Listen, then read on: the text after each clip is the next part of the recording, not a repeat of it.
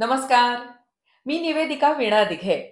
लेनोरा माइंडट्यून कन्सल्टंट्सच्या एन्हान्सिंग happiness या सिरीजच्या आजच्या 4थ्या भागात तुम्हा सर्वांचं मनापासून स्वागत. मंडळी, आपल्या समाजामध्ये एक दृश्य आपण बघतो. आर्थिक स्थैर्य, सुबत्ता असताना देखील मानसिक शांती, समाधान, आनंद मिळत नाही. मग ही मंडळी तो आनंद शोधण्यासाठी अनेक मार्गांचा अवलंब करताना दिसतात.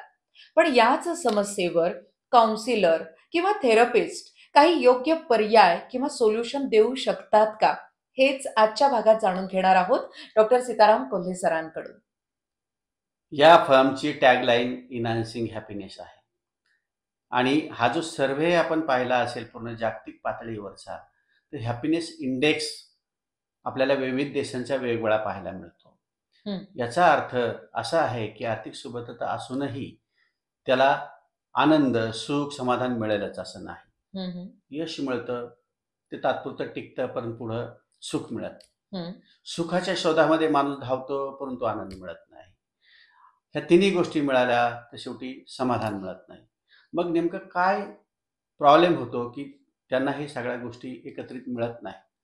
समजा उदाहरणादाखल जर सांगायचं म्हटलं की एखाद्याला पिंक रंगाचा शर्ट घ्यायचा आहे आणि तो मॉलमध्ये गेला, तर तो शर्ट त्या ठिकाणी घेतो तर 100% आनंद मिळायला पाहिजे, कारण त्याने ठरवलेलं असतं की मला शर्ट घ्यायचा. शर्ट मिळाला. पण तिथं ज्यावेळेस तो शर्ट घेत असतो त्यावेळेस त्याची नजर वॉच पण शोधते, दुसरी एखादी वस्तू त्याला दिसते. म्हणजेच तो 100% मिळणारा आनंद अजून 2 गोष्टी त्यांनी शोधल्यामुळे त्या डिव्हाइड होऊन त्याला 1/3च आनंद मिळतो. अच्छा. आणि मग हा सगळा विषय कशाशी निगडीत येतो, तर आपल्या थॉट प्रोसेसशी निगडीत येतो. मग या ठिकाणी काय नेमकं घडलं जातं, तर आपली जी थॉट प्रोसेस आहे ती योग्य पद्धतीने जाण्यासाठी आपण या ठिकाणी प्रयत्न करतो. आणि मग त्याच्यातून आपल्याला ही जी चारही गोष्टी आहेत, जसं अब्राहम मास्लोची थेरी आहे, हायरार्की ऑफ नीड्स, अन्न, वस्त्र, निवारा, त्याच्यानंतर सेफ्टी नीड्स, त्याच्यानंतर सिक्युरिटी नीड्स, त्याच्यानंतर फेम आणि कंटेनमेंट म्हणजे समाधान.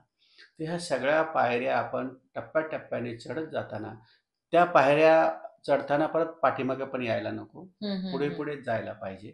यासाठी या ठिकाणी सायकोथेरपिस्ट आणि सायकोलॉजिस्ट त्या व्यक्तीचं संपूर्ण पर्सनॅलिटी टेस्ट करून त्याला ह्या सर्व गोष्टी कशा मिळतील आणि आपल्याकडे असणारी आर्थिक सुबत्ता देखील आपल्याला याच्यामध्ये आनंदासाठी कशी वापरता येईल यासाठी या ठिकाणी प्रयत्न केला जातो.